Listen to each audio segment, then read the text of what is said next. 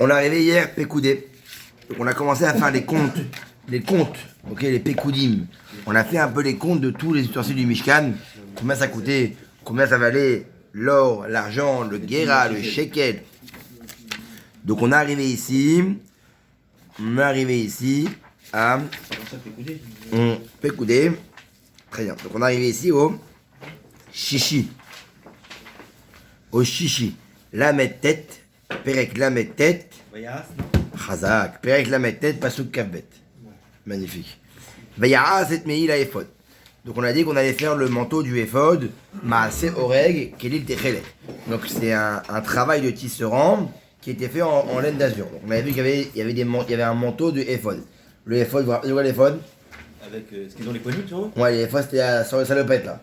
La salopette qu'on mettait à l'arrière, qui couvrait tout le dos et le bas, et que devant il y avait des lanières ici. Il y avait en vérité les deux pierres de Shoham, et ici ça accrochait le Choshen, le truc de jugement là, ok? Ou pia mehil betocho befitacha, et quand vous ferez le mehil, comment dire, le mehil, le manteau, vous allez le retourner, ça veut dire quoi? Vous allez le coudre en le retournant, pour faire en sorte qu'on va, et jamais il ne s'use. Si on le laisse comme ça, il va s'user, mais si on le retourne le cou comme ça, automatiquement, il ne sera pas à fleur de peau, donc il va pas se déchirer. Magnifique. Mais il y a Assou al choulé mais non, sur ce manteau-là, cette tunique-là, en dessous, donc en haut, c'était retourné. Et en bas, qu'est-ce qu'il y avait? Il y avait des paramolésaves. Il y avait quoi? Des fils et des cloches. Pour qu'en vérité, ça sonne. Quand le Kohen marchait, le Kohen Gadol marchait, on écoutait les cloches. Paramon verimon, paramon verimon. Il y avait en vérité une cloche, un fil dur. Une cloche, un fil dur. Et en vérité, la cloche tapait sur le fil dur. Sur le pied, c'était. Non, sur l'extrémité de la tunique, comme ça autour. C'était une tunique comme ça, comme les robeux. Et sur l'extrémité en bas, ok? Au niveau des jambes? Ouais, Tout en bas. sur l'extrémité de la tunique. Des petites grenades et des petites cloches. Ah voilà, c'est ça. Voilà. Et l'une tableau comme. Ok, en face des pieds. Mais il y a Assou et à Ketonet. Et après, ils ont fait la Ketounet. Shesh Maaseh Oreg là. Ve'et Mishnah fait Shesh. Ve'et Paré avec Baot Shesh. Ils ont fait le chapeau. Ve'et Michnesé Abad. Ve'et Avnet.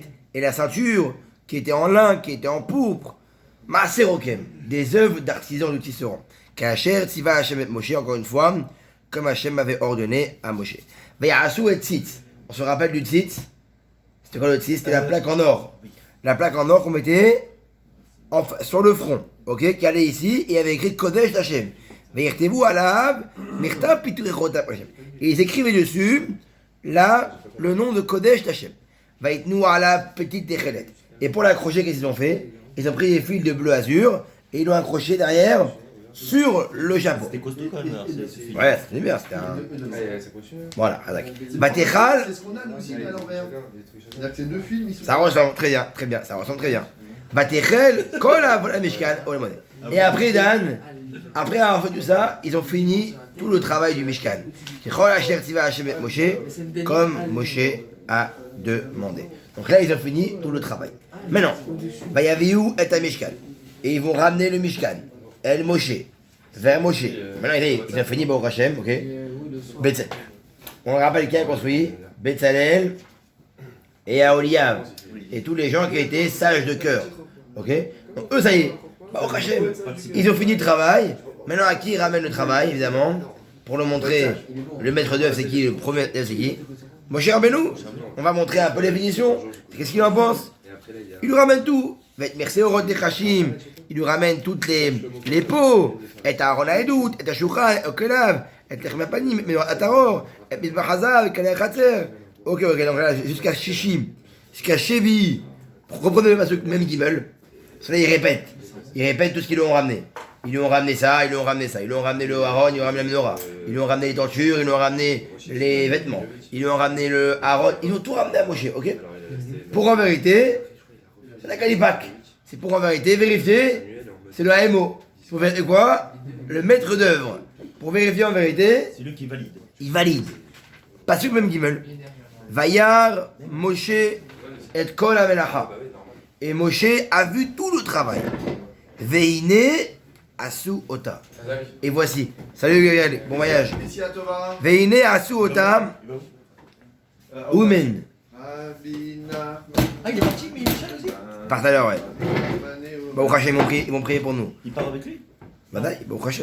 Magnifique. La guerre. Veine Asu Otam. C'est pas ton délire. C'est magnifique. Veine Asu Otam. Et voici que les Véné Israël, Redan, ils ont fait tout ce que Hachem a demandé de A à Z. Est venu le AMO, est venu le maître d'œuvre, il a appelé Guy, il lui a dit Guy, tout va bien, il n'y a pas de carotte, C'est après. il n'y a pas de carotte, frère, t'inquiète pas, t'as fait tout ce que Hachem a demandé. Il y a que des courges. Le maître d'œuvre, il a validé de A à Z Rabotai. De A à Z. Vayevarer Otam Moshe. Et Moshe, à ce moment-là, quand il a vu tout ce qu'ils ont fait de A à Z à la perfection, Rabotai, c'est très dur. Il y a au moins 20 ustensiles différents. Il y a 20 habits différents. Ils ont tout fait comme Hachem a demandé. Quand Hachem il a vu, quand Moshe il a vu ça, il les a bénis. Qu'est-ce qu'il les a bénis? Amar Lahem, il leur a dit Yehi Ratson, Shetishre Shrina Bemaase Yadechem. Qu'on fasse en sorte, que Hachem fasse en sorte que dans toutes vos actions, c'est incroyable, la providence divine, elle, soit là. Vi Noam Hachem Elokeinu Alenu, et que la grâce d'Hachem soit sur vous. Qu'est-ce qu'il a dit Hachem? Moshe leur a dit, c'est beau, Rabotai. Quand tu fais quelque chose, Kechol Asher Tziva Hachem Rabbi Aaron, quand tu travailles dans la vie, K'Asher Tziva Hachem, comme Hachem a ordonné, comme on l'a dit hier, de ne pas voler, de faire le travail, comme tu as dit, de A à Z, de ne pas enlever une chose. Ah, t'as dit je vais réparer une voiture, ça coûte 300, ça coûte 300. Ah, tout le capot, tu vois qu'en vérité, tu peux la faire à 100, tu t'en tires à 1, et tu te trompes sur le diagnostic. Y a pas qui vont aller. Bon, comment il va savoir le mec? Je fais 300, moi ça va coûter 50 euros. Lui il croyait que c'était ça, moi je croyais que c'était, j'ai fait une erreur, et c'est ça. Ça va, c'est pas grave. Faut qu'il arrive, il a accepté le mec. Et bah là, t'auras pas la bracha de Yiratson. T'auras pas le Yiratson, parce que t'as pas fait comme Hachem il veut. Si tu fais comme Hachem il veut, Rabotai, de A à Z, tu vends de la Pâque, tu vends ce que tu veux, tu vends des vêtements, du tissu, tu vends du garage, tu vends tout dans ta vie. Il faut faire comme Hachem il a demandé. Et c'est quoi? C'est quoi comme Hachem il a demandé? C'est selon la lacha.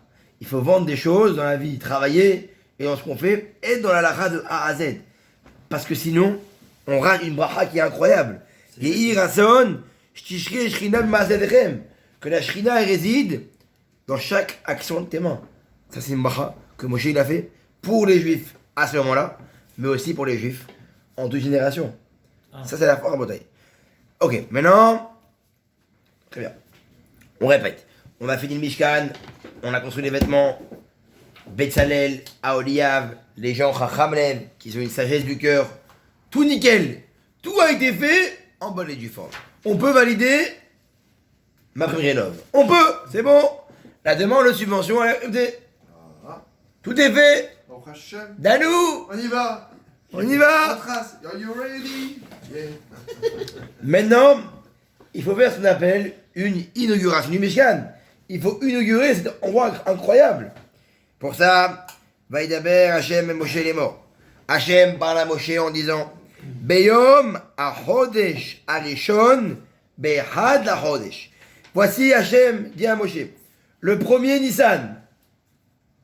Takim et ta Mishkan Oel Moed. Tu vas devoir établir le Mishkan comme tente d'assignation du peuple juif. Vesam Tacham et Aaron Aedut. Tu mettras dans le Mishkan l'étape de la loi avec la boîte. Vesakotam à la Aaron et à Parochet. Et tu recouvriras la boîte où il y a les 10 commandements avec en vérité sur le Aaron. Donc on a bien vu que la tenture elle n'était pas sur la boîte, elle était au-dessus de la boîte, en face de la boîte, ok? Donc Hachem dit à Moshe, il faut qu'on établisse le Mishkan.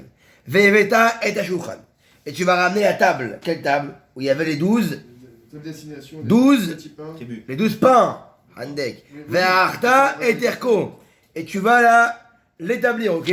Tu vas en vérité faire 2 rangées de pains. 6 et 6. Très bien. C'était posé où? Ça, il y avait le Mishkan à l'entrée. On va voir. Ve'veta et ta menorah. Ve'eleta et nerotea. Tu vas ramener la menorah, La menorah, quand tu rentres, elle était à gauche. Ouais. À droite, il y avait le petit misbéach. Et au milieu, entre les deux, un triangle, il y avait la table et 12 pains. Et après, plus loin, il y avait un rideau, on a dit. Et derrière le rideau, il y avait les tables de la loi avec la boîte. Mais tous les jours, il y avait des nouveaux pains? Non, les pains, ils étaient cuits le vendredi après-midi. D'accord. Chaque vendredi après-midi, jusqu'à vendredi après-midi. Ils restaient chauds tout le temps. Pendant une semaine. Chaud tout le temps? Ouais. Vous avez un système de micro-ondes hyper perfectionné. Ve'et mirse orot techashim mechila. Ouais, on avance. Ve'ata misbeach hazav. Et tu vas ramener dans le Mishkan le petit misbeach pour faire les encens devant le Aaron Haïdout. Ve'samta et masach hapeta le Mishkan. Tu mettras à la porte. Parce qu'à l'entrée du Mishkan, comment c'était pas entrée. Il y avait les poutres, comme on l'a dit ici, les poutres là, les poutres là. Et à l'entrée, il y avait 4 poutres. Espacées. 1, 2, 3, 4. Et le Kohen passait par là ou par là. Il faut passer, ok? Maintenant, dès qu'on sort du Mishkan, en face, il y avait aussi le grand Mizbeach. Le grand hôtel où on montait pour faire les sacrifices. Ok? Après, qu'est-ce qu'on faisait? Le kior. Pareil. Le kior, le petit ustensile où on savait les mains, on le mettait entre du Mishkan et entre le grand Mizbeach. Il était là, ok? Pour pouvoir se laver les mains quand on rentrait au Mishkan. Mais ça me maintenant, autour de l'endroit, il y avait le Mishkan, le Mizbeach, le Kior, et autour, il y avait une cour où tout le monde pouvait rentrer. Les Juifs, le Mishkan, c'était que pour les Kohanim. Mais la cour, c'était pour tout le monde. Velakarta et Shemen Mishra. Et tu vas prendre l'huile d'onction. Ou ma charta et Shemen. Et tu vas oindre tous les ustensiles. La tête d'Aaron, la tête de ses enfants, les ustensiles, tout, tu vas les oindre pour les rendre saints. En fait, oindre quelque chose, c'est rendre saint quelque chose. Et tu vas ramener Aaron et ses enfants. Et ils vont se laver les mains et les pieds. Et ils vont s'habiller. Et ils vont prendre pour la première fois leurs habits. Ok? Et. Monsieur Hazak, venez, il aurait mis Hazak. Et quoi? Et tu vas en vérité faire une inauguration du Mishkan. Donc, comment était l'inauguration? C'était le placement de chaque produit à son endroit. C'était l'huile d'onction qu'on mettait sur Aaron et sur tous les ustensiles. Et c'était en vérité le lavage des mains et la mise en service grâce à l'habillage de Aaron et ses enfants. Ok? Maintenant, ok, très bien. Alors, Botaï, c'est beau parce que là, on parle, on est à 2e année. Donc, les Bnei Israël sont sortis il y a 1 an du désert. Ils sortent du désert, ils passent un peu de temps, ils reçoivent la Torah, on casse les lourotes, ils remontent Moshe à Kippour. Et quoi? Et donc là, il y a eu 2 ans. C'est-à-dire que c'est la 2e année où il y a un Nissan. Ok? Donc on a eu sortie d'Égypte, un peu de temps en voyage, les disputes, les problèmes, on veut de la viande, on veut ça, la manne. Après la manne, on va où? On va recevoir la Torah. On reçoit la Torah à Shiva Hatset Tammuz. Moshe casse les louchot, il remonte jusqu'à Kippour, il redescend, il donne les louchot. Hachem demande à Moshe après ça de faire construire le Mishkan, déjà un peu avant, et après, 6 mois après en Nissan, donc en avril maintenant, c'est dans samedi soir, Hachem demande à Moshe de faire ce qu'on appelle l'inauguration du Mishkan, ok? Et voici que ce fut le premier du mois de Nissan. Moshe a élevé le Mishkan. Il a mis les poutres, il a mis les tentures, il a tout mis. Vaikar, il a pris le Aaron, il a mis dans le Mishkan. Et Aaron, il a pris le Mishkan, et il a mis le rideau. On a mis la table, on a mis les 12 pains, on a mis la menorah, on a monté les nérotes, on a tout fait. Ça c'était. Vayasam et Masach Hapeta la Mishkan. Il a mis le kior. Et qu'est-ce qu'il a fait? Il a couvert, comme on a dit, le Ohel Moed. Donc il a couvert avec les tentures. On se rappelle, il y avait 3 tentures. Une première, une deuxième et une troisième sur le toit directement.